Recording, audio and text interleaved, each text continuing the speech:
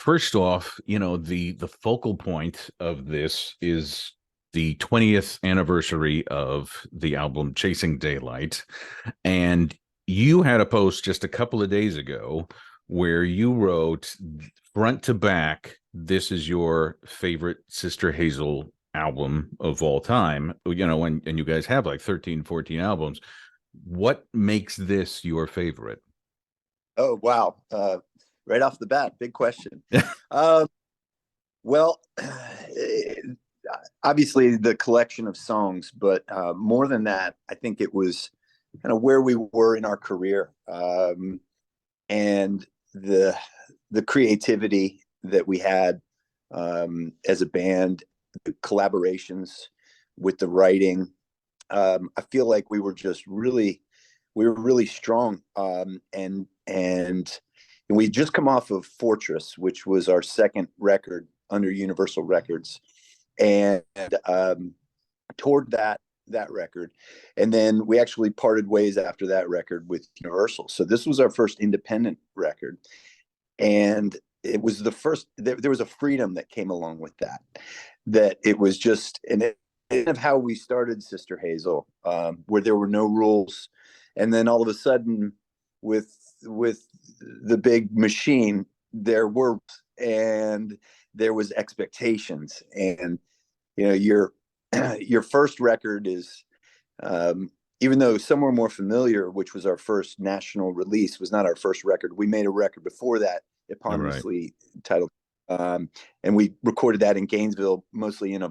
So that was, and that was it, kind of getting our finding out who we were at that point. But our first real record that we made, Somewhere More Familiar, as you probably know, went on and did big things, opened a lot of doors for us. And so the second record, the first record, we had been writing and playing those songs. The second record, we had to create them, and we had to follow up a platinum record, and there's a lot of pressures with that. We spent a summer out in California, with lots of, all the things that a platinum band gets, Mm-hmm. from the label. And I think after that whole summer out in LA, pick of producers, just the coolest producer that we could find at the time, regardless of whether it fit with us or not. Mm-hmm. Because he did Guns N' Roses and Metallica, and the label was saying, we need a little more rock, this and that. And so there were a lot of pressures on us with the Fortress record. There were some great songs on that record, but it was a difficult, experience, to say the least. Now, at the tail end of that, after spending a summer in LA, we moved back to Atlanta, and we had about 4 tracks done, and we didn't go back to LA, but we went in a studio with Don McAllister, and Atlanta at the time was kind of our hub. Being from Gainesville, 3 of us lived there, management was there, so it felt like home away from home, way more than LA did. And we kind of dug in, and we just hit our stride and finished that record in Atlanta. So we knew that we wanted to, when we came to record again, that there was some good vibes, good energy there. And so we picked back up Don McAllister, and for the Chasing Daylight record in a place called Nickel and Dime Studios. Mm-hmm. And we were newly independent. We were, everyone was kind of rising as songwriters within the band, and it just felt like one of the songs, and I just feel the freedom and the energy we had. Every song to me is just, it's got a purpose. We were purposeful with that record. And when I say there was no fear, it was just creating music, and we had a fully supportive fan base. We were excited about being independent, and I think it shows. It shows in songs, and it shows in the playing, and the way that we recorded that record. Yeah, I'm really proud of it. no. I mean, well, first off, I'd like to point out this is my a disc jacket for when I bought it when it came out. In the first few months of its release, I was living in the Bay Area of San Francisco at the time and bought it. And I remember I told a bunch of friends, I said, "This is one of the most solid albums I have heard in a long time, just like front to back." Was because again, sometimes, especially when people have been cranked out by the machine, you get like one solid thing that they've had time to do, and then a lot of things rushed. And this was just, so like every song could have been a single as far as that went. Um, and you mentioned the whole thing about, and you said this also in your post, there was no rules. And I'm curious, because it's not like you went way different from your previous albums with this. It's still you guys, it's still your sound. In what ways did you take advantage of lack of restrictions?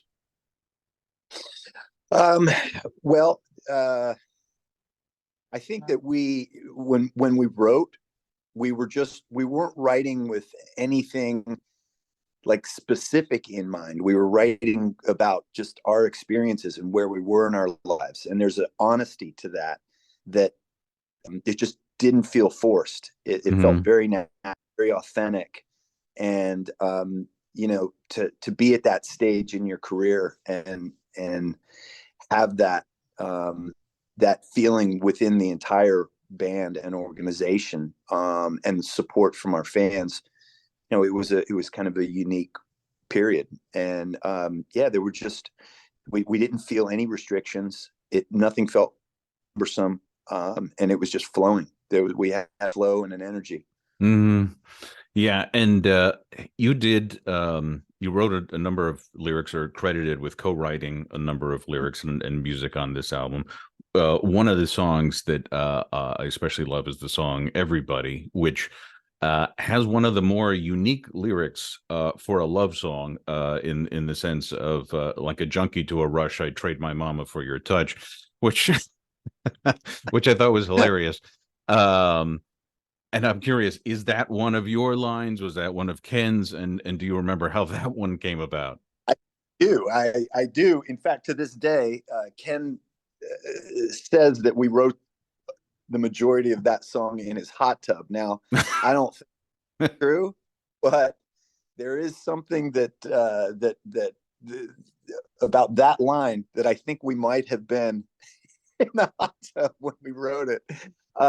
It was yeah, that song was it was fun. We just had fun with it. It was something kind of different for us. We had fun with the music part. Ryan came in with that kind of groove, and we just kind of flowed. Like I said, just songs were just flowing at the time. Yeah, and then especially there's a great part in that song.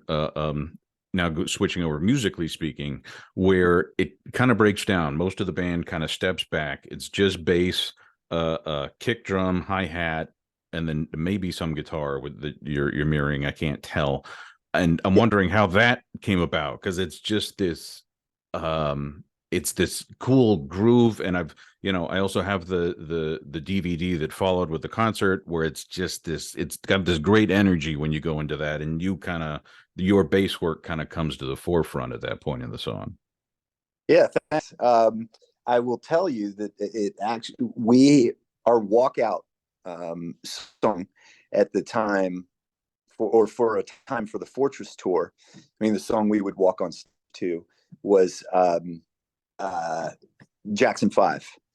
And so I was kind of immersed in that vibe and those bass lines and stuff like that. So I think that was probably the influence with Mm-hmm. with that. But yeah, to be able to do that and kind of stretch out rhythmically, was kind of part of it. It just seemed very natural.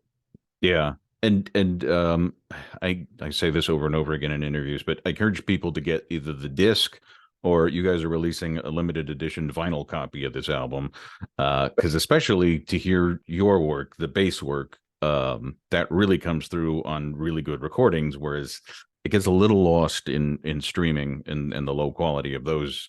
But you Yeah. get a good pair of headphones and you can really feel the bass coming through on that kind of we stuff. we were we were just watching on the bus that show, that movie I Love You Man, and that scene where he plays, where he's slapping the bass. Yeah, Is he to play Rush, for his fiance, yeah, and he goes, and, he hits it on his computer, and here you go, and it's just sonically, it's just so tiny, even though the yeah, song is funny because you a lot of times when people are hearing songs now today, they're hearing it from somebody's playing it from their phone.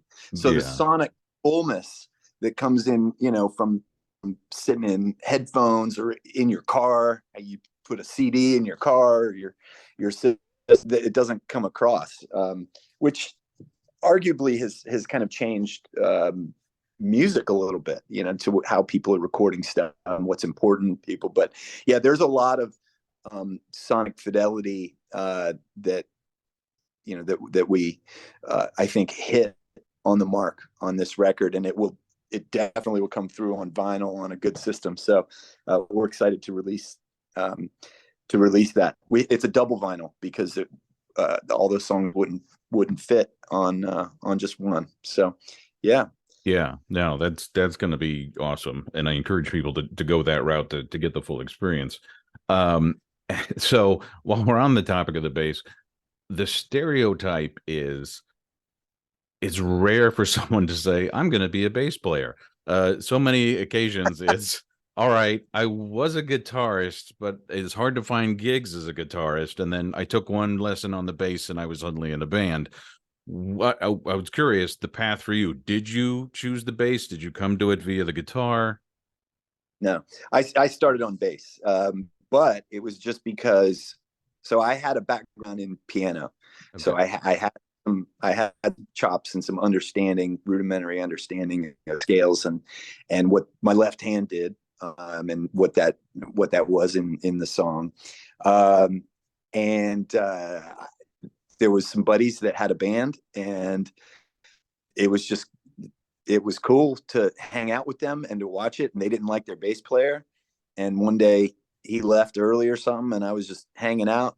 And they handed me the bass and taught me "Ain't Talking About Love." It was the first song Oh, because it's super super easy, yeah. and it was off to the races from there. They were like, "Hey, you should be in the band. Just learn these songs." So I asked my dad to if he would get me a bass, and he Mm. did. Didn't really know much about the instrument, but I was always, from then on, that was in eighth grade, I was always a bass player. And so and what attracted you to it? Because it is, kind of like talking about the difference between streaming music and CD music and stuff like that. And especially, uh, um, you know, your type of bass playing, you're not like the Victor Wooten slap solo kind of thing. Yours is very much, okay, this is meshing very much with the drums, with the music on the whole. And it falls into that category of maybe some people won't notice it, but if it removed, people would be like, all right, there's something important missing here. So what And that's drew the you to it?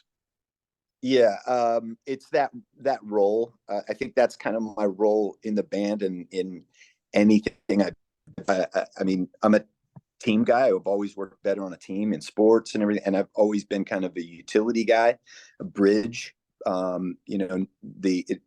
And that's what the bass is in the band, and I love that role. I love that role of, holding, accentuating the rhythms with the drums.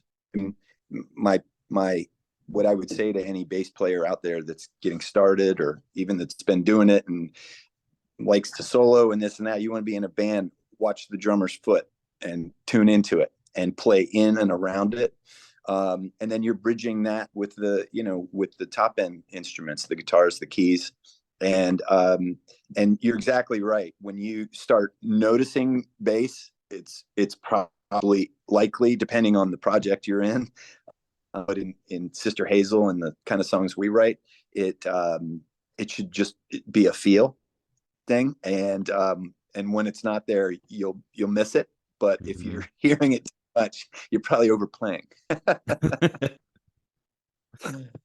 And then from the perspective of the album, looking back 20 years, how have you changed as a bass player since Chasing Daylight came out? That's a good question. Um, how have I changed as a bass player? I don't think as a bass player I have changed a whole lot. I've probably gotten I've maybe a little more astute as to where my role is in certain songs. But I'm a songwriter also, and so I think that the songwriting aspect.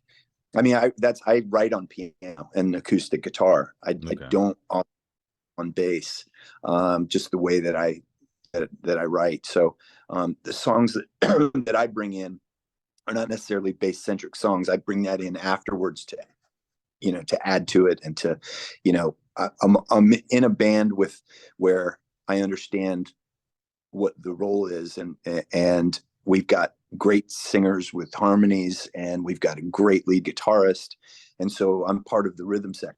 So my job is to hold it down. So um, I for better or worse, I don't know if my role has changed.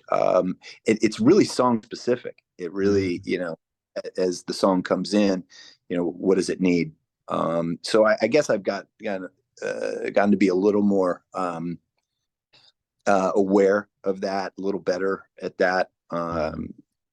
Lines that work for the song, better. Yeah, yeah. And then, you guys will sometimes stretch songs out in different ways when you play them live. What song from Chasing Daylight has evolved the most over the years? That would be Swan Dive. Mm. Swan Dive, one that off of that record that it's a part of just about every Sister Hazel show because it connects with the fans so much, and so it's developed into this. We have this whole big breakdown and outro, and it changes, and now we have a keyboardist in the band that plays sax, and it has this big sax thing, and so that song has really taken on a whole new life live Mm. over the year, um, probably as much, if not more, than any. And that's an anchor for Sister Hazel. It's one of those songs that it has always resonated with our fans, but you see it, everybody singing every word back at every show as much as any other song that we have. Hmm. That's awesome. That's cool. Um, and then what, do you have a favorite song on this album? Uh, well, for me, uh, I like the whole record a lot, but there's a couple standouts. One is uh, I it was the first time I wrote a song that brought it to the band kind of by myself. A song called "Around," and then I did bring it in with my singer because he's got to deliver it. So we adjusted some things, but that's one of the songs that I feel like I took another step in my songwriting, Mhm. uh, and really found what I could deliver for Sister Hazel. I've written songs my whole life, but specifically kind of what works with us and identifying how the singers are going to deliver it, how the band is going to deliver it. I had a deeper understanding of that after writing for this, and like I said, I kind of brought that in. Um, it was probably 90% done, and brought it in, and everybody loved it, and still does to this day. We just played last night, brought it back out, kicked the rust off of it, and the whole thing along with it felt great. And then there was there's a song called "Best I'll Ever Be" that Ken Mhm. and Drew wrote, and it was a time in my life where it was a very difficult time. My mom had just been diagnosed, and with a brain disorder and passed away a couple of years later. And I Oh. connected with that uh, at that moment in my life, and it had really resonated with me, and it still does. Even though, albeit it's a little difficult to listen to at times, but Mm. I think that's a beautiful song. There's two. I just listened to the whole record again, which I hadn't gone back to these records in a long time. And because of this, I really dug in on it. And there's two sneaky, great songs, I think, on this one. One is Killing Me Too, Mm. and the other, Hopeless. And each one of those songs has this like depth to it and this power to it that I had forgotten about because we don't play them live and or haven't in a long, long time. And man, I got emotional listening to it. I was like, I really connected with, what we were doing at the time, and how it, how we were delivering music at that time. And Hmm. they're powerful songs. Very cool to go back and listen to how we wrote them and approached them and delivered them. Yeah. No, and speaking of songwriting, I mean, you guys have some amazing chops in this area, but you also worked with some heavyweights on this album. Richard Marx is credited with co-writing one of the songs, Yeah. and uh, Stan Lynch, who not necessarily known for his songwriting, the drummer for Tom Petty and the Heartbreakers, but a fabulous musician in his own right. What I don't know if you can articulate what they brought to the table that was different or that you learned from them, maybe? So Drew wrote Hopeless with Stan and continued to write songs with Stan through the years. They've written some great songs together. So I can't speak on that one. And Ken wrote Life Got in the Way, which to this day is a beloved song in the Sister Hazel camp. And I have not written with Richard Marx, but Swan Dive, Tia Sillers had just written I Hope You Dance. And so she was, Um, yeah, she's a heavy hitter songwriter, and she came to my house. We had breakfast, and it was Tia and Ken and I and Ryan, and we sat in my living room. My wife was within earshot doing work. She to this day kind of talks about it because she heard a song develop from nothing into a completed song that is still this big important song in our catalog. mhm. And that was we learned. So this was the first time that we looked to, had collaborated with each other in certain ways and with other writers outside of the band. And so that was my first experience collaborating with a big professional songwriter. And Tia was amazing. She, watching how she could kind of just flow with these ideas, and some stick and some don't, but you just kind of keep throwing them out there and feel the room and the energy of the right, and this kind of approach that was really flowing, and as opposed to how I had written stuff pen to paper, concentrating, digging in. There was this kind of openness to it where you're saying words with your emotions, and then go, that's it, that feels right, and finding melodies and how they work with the words. And so it was a great learning experience of writing Swan Dive with her. Hmm. Yeah, and I think it was Leanne Womack who recorded "I Hope You Dance," But I'm not sure. I and mean, I it don't was know, but just became a huge. humongous song, and the lyrics of that one are fantastic, and so I can see why. Oh, she's a heavy hitter.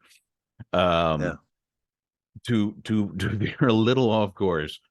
Um, so from what I read, you have a Bachelor of Arts degree in architecture. Was there anything about that education that you would say has come into play as your work as a musician? Yes, absolutely. Yeah, there is architecture to music, just like music to architecture. Um, I I feel like the way that I approach um, creativity and big ideas. And when I sit in a room, either in a writing or we were creating a new part to the show, I'm often kind of one of the main people that's driving that ship. And what I learned in architecture, of not refining, putting a fine tip on the initial idea to get the pure creativity out, has really been a driving force for how I bring stuff to the table. So, for example, like in architecture, we learned, we did a project where you had a brush, was like a Japanese brush to write, the Japanese symbols on. Kanji So letters. yeah, yeah, okay, yes, and did these quick sketches, with this thick brush, so you couldn't articulate little details, Mm. and you had about 5 seconds for each one. Boom, boom, boom. So you're getting into this purely creative flow. Then they said they have you go back and you have to pick your top three and then create structures from that. And so that lesson really stuck with me, on really, not being able to capture, the big idea and then start refining it. So those things that I learned in architecture, I'm still using in music. Okay, okay. And actually now, I do see the correlation also between you were a guy who used to write songs by just, all right, I'm going to sit down and put pen to paper and, very much like the architect mentality of, okay, I'm going to draw the lines and measure this out and, have Yeah, everything squared off right. and perfect, Yeah, yeah, the attention to detail thing. yeah. Um, And for that, but the time is not in the initial, like, creative part. There's a time to refine down the road once you have this big idea and the feel and the, you know um the kind of big picture understanding. Yeah, mm, I'd say also musically, how we build things. There's a foundation, there's all those things, there's decoration, there's things that are core and central, to to whatever your construct is. And I think those things probably have carried with me from architecture. okay. And of all the musicians I have interviewed, you're the first I've ever interviewed who also owns a realty company. Um, the impetus for that, how much of it was, just genuine interest? How much of it was I saw an opportunity? And how much of it was, well, this will be a little bit more solid balance to the artistic career that is musicianship? So, it happened very organically. I don't like to sit still, and so when I'm on, we tour quite a bit still, which is 85 to 100 days on the road a year, which includes, rehearsals, recording, and stuff like that. Um, and I have grown kids, so I had a lot of time I could see happening, as it was coming down the pike, with my kids needing me less. And um, so I had I'm just an entrepreneur by spirit. So, I had talked to my wife, who's a designer, and I said, "Hey, let's start flipping houses." Well, I can't get my GC license because I have to work for 2 years for that. So I'll just get my real estate license, and then we can buy the houses together, and I can Yeah. have some sort of understanding of that. So I just went and got it. And in that process, while I was kind of learning the business, I had a guy that I was, I'd come home sometimes and play in this awesome rock church band that I just admired the heck out of these musicians. And this one guitarist happened to be a broker. And so I would pick his brain on things periodically and ask him for advice. And one day he said, we should just work together. We should start a brokerage together. And so, the opportunity just presented itself, and we work together to this day. I co-own the brokerage with him. So it just kind of happened naturally. And then when COVID hit and we had nothing to do and real estate was booming, that was really good timing to have that going. Yeah, who So could? Yeah, no, you were probably seen as a quite the oracle for, hey, wow, he really planned this out. yeah, I definitely got lucky. Yeah. A lot of our industry guys just got decimated during that time period. So, Yeah, uh, yeah. And kind of along those lines, and also you brought up family. I had read somewhere that your son has a band as well. Obviously, the music landscape has changed dramatically since you guys started. What what advice maybe have you given him in terms of a career in music that even today, given all the changes that have gone on, still apply based on what you've learned? so he's 17, so he doesn't take my advice. Okay. No, he's his own young man. Mm, And we have a great relationship, but he likes to do things kind of his own way. When he picked up the bass, he had played drums, then piano, then sax. I never put a bass in his hands. He picked it up on his own, started a band on his own. Fast forward, they just cut a record, and it's amazing. Um, and he's kind of doing it his own way, and he's the premier songwriter in the band, or one of them, uh, and the record's great. It sounds like Iron Maiden and Metallica oh, mixed with a bit of pop sensibility. It's like a great record. And I was amazed sitting, I was kind of a fly on the wall in the back of the studio and just spoke up if anybody, which eventually the producer or the engineer and the dads would look to me for stuff and be like, it's their band, you know, here and there when I saw some opportunity to add the fact that I've been in the industry for like 30 years. yeah. But I respect it. He's his own guy. My dad was a professional athlete, and I never asked him for advice, which in retrospect was completely ridiculous. The apple does not fall far from the tree in that regard, but he's doing great. He's crushing it. So I guess back to your question, which was what would be my advice for is that it for the Yeah, generation?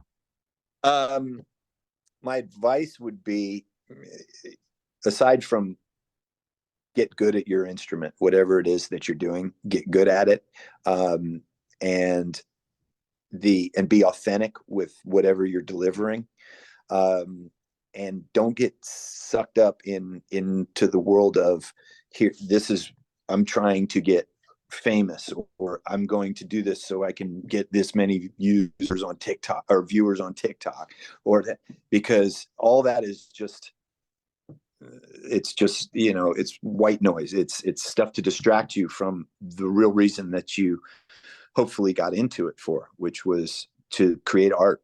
And so the world needs more artists, genuine, authentic artists. And I'm very hopeful that is coming back around in a lot of ways, with seeing my son and his band do their thing. So Mhm. No, that's very cool. That's cool. All right. Well, I mean, that pretty much covers all of my material, and I've already kept you longer than I said to your publicist I would. Is there anything though that we haven't discussed that you want to talk about, or that you never get a chance to talk about? um no, not really. I mean, we yeah, I will say we're about to do our Lyrics for Life event in Gainesville that's coming up here. We've got Darius Rucker is coming in as a special guest, and it's this event has been all over the country, but the last 4 or 5 years we've done it in our hometown of Gainesville, Florida, and it's a big event, and it's tied in with the um, Shands Hospital, because our cause for Lyrics for Life is pediatric cancer, and Shands is a huge national leading cancer research institute. So we partnered with them, and we raise a lot of money. Now it's a very successful charity, and it's kind of the culmination of years of work and our focus has been from a philanthropic